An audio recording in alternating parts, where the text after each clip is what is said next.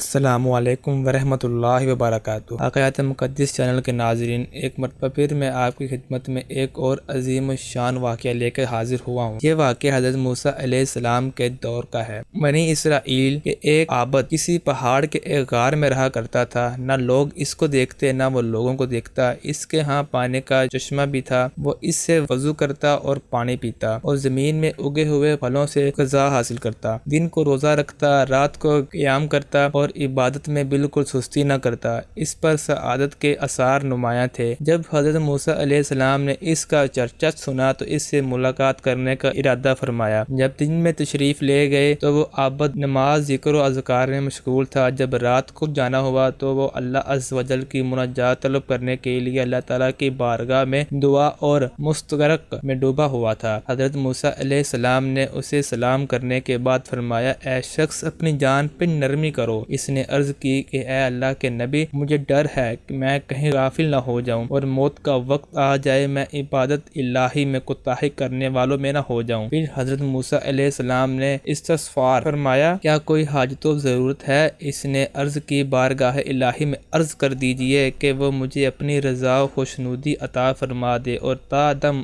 آخر اپنے علاوہ کسی اور کی طرف مائل نہ کرے۔ چنانچہ حضرت موسیٰ علیہ السلام جبل طور پر مناجات کے لیے حاضر ہوئے اور کلام باری تعالیٰ کی لذت میں مستغرق ہو گئے۔ آپ علیہ السلام کو اس عابد کی بات یاد نہ رہی۔ اللہ سبحانہ تعالیٰ نے خود ہی ارشاد فرمایا کہ اے موسیٰ علیہ السلام، تجھے میرے عابد نے کیا کہا؟ آپ علیہ السلام نے عرض کی، یا الہی، تو خوب جانتا ہے۔ اس نے مجھ سے کہا کہ میں تجھ سے دعا کروں اور اسے اپنی رضا خوشنودی عطا فرما دے اور اپنے علاوہ کسی میں مشغول نہ کر یہاں تک کہ وہ تجھ سے آ ملے۔ اللہ عز و جل نے ارشاد فرمایا کہ اے موسیٰ علیہ السلام، اس سے جا کر کہہ دو کہ وہ دن رات میری جتنی چاہے عبادت کر لے، پھر بھی اپنے گزشتہ گناہوں اور برائیوں کی وجہ سے جہنمی ہے، اور مجھے اس کی ایسی ذلیل اور رسوا کن باتوں کا بھی علم ہے جو میرے علاوہ کوئی نہیں جانتا۔ چنانچہ حضرت موسیٰ علیہ السلام اس کے پاس تشریف لائے اور اسے رب عز و جل کا فرمان سنایا، اس کے گزشتہ بڑے بڑے گناہوں کے متعلق بتایا تو اس نے کہا، مرحبا، میں اپنے رب کا فیصلہ اور حکم دل و جان سے تسلیم کرتا ہوں۔ وہ ہر شے کو دیکھنے والا ہے اور اسے ہر شے کا علم ہے۔ اس کے حکم کو رد کرنے والا کوئی نہیں، اس کے فیصلے کو بھی پھیرنے والا کوئی نہیں۔ یہ کہہ کر وہ بہت زیادہ رونے لگا اور عرض کی کہ اے موسیٰ علیہ السلام، اس کی عزت و جلال کی قسم، اگر وہ مجھے اپنے دروازے سے دھتکار بھی دے تو میں اسی کے دروازے پر پڑا رہوں گا، کبھی نہ ہٹوں گا۔ اگر مجھے جلا دیا جائے یا میرے ٹکڑے ٹکڑے کر دے تو میں بھی اس کی بارگاہ سے کبھی نہ پھروں گا۔ جب حضرت موسیٰ علیہ السلام مناجات کے لیے جبل طور پر تشریف لے گئے تو عرض کی، یا اللہ، تو خوب جانتا ہے تیرے عابد بندے نے کیا جواب دیا ہے۔ اللہ سبحانہ تعالیٰ نے ارشاد فرمایا کہ اے موسیٰ علیہ السلام، اس کو خوشخبری سنا دو کہ وہ اہل جنت میں سے ہے اور اسے میری رحمت و احسان نے گھیر لیا ہے، اور اسے یہ بھی کہنا کہ تو نے میرے فیصلے کو صبر و رضا سے گلے لگا لیا اور میرے سخت حکم فیصلے کے باوجود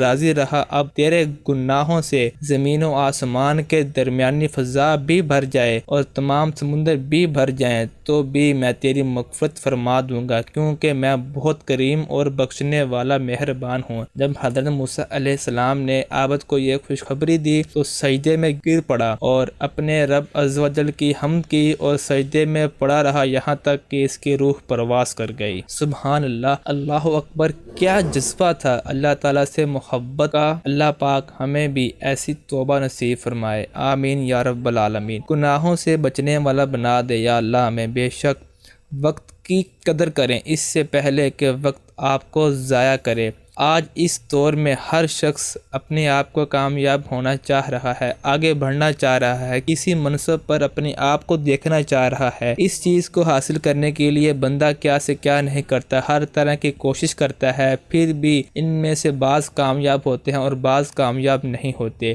ایک بات یاد رکھ لیں، اس کو اپنے دل پر نقش کر لیں، اگر کسی مقصد میں ناکام ہو جائیں تو مایوس نہ ہوں، کیونکہ کسی بھی کتاب میں نہیں لکھا کہ پاؤں میں قیمتی جوتے نہ ہوں تو آپ چلنا چھوڑ دیں۔ لیکن ایک بات یاد رکھیں، کامیابی اسی کا مقدر بنی ہے جس نے اپنے وقت کی قدر کی ہے۔ وقت کو غنیمت جان کر ایک ایک منٹ کو اچھے کاموں میں صرف کیا کرے، اپنے وقت کو فضولیات میں نہیں گزارا کرے۔ جس نے وقت کو ضائع کیا، وقت نے اس شخص کو ضائع کر دیا۔ جی ہاں، بالکل ایسا ہی ہے، وقت کی قدر کرنے والوں کو ہی منصب اور کامیابی ملی ہے، اور کامیابی سے ہمکنار وہ لوگ ہوتے ہیں جنہوں نے اپنی زندگی کے اوقات کو ایک بہترین ترتیب دے کر اس کے مطابق گزارا ہے۔ مثلاً کچھ وقت نماز کے لیے، کچھ وقت کھانے کے لیے، تھوڑا سا وقت دوستوں کے لیے، 7 گھنٹے سونے کے لیے، پھر بھی آپ کے پاس کافی سارا وقت بچتا ہے۔ اس میں سے کچھ وقت مطالعے اور تحریر کے لیے نکالیں۔ کسی نے کیا خوب کہا ہے، راہ علم کا سفر آسان نہیں،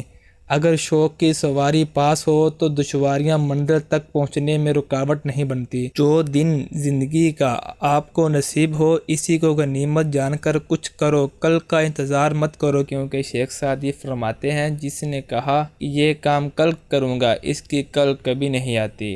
اور دوسری بات یہ یاد رکھیں، کل کسی نے دیکھی ہے یہ بھی کسی کو پتہ نہیں، کل لوگ مجھے جناب کہہ کے پکاریں گے یا مرحوم کہہ کے پکاریں گے، تو پھر کل کا انتظار کیوں جب آپ کو معلوم ہی نہیں۔ ایک اٹل حقیقت یہ بھی ہے، کوئی اس بات سے انکار نہیں کر سکتا کہ ایک دن مرنا ہے، ضرور مرنا ہے، تو کیوں نہ ایک ایسا کام کر کے مریں کہ ہمارے مرنے کے بعد بھی لوگ ہمیں اس کام سے یاد رکھیں۔ اسی شعر پر تحریر کو پورا کرتا ہوں کہ مرتے جاتے ہیں ہزاروں آدمی، عاقل و ناداں آخر موت ہے۔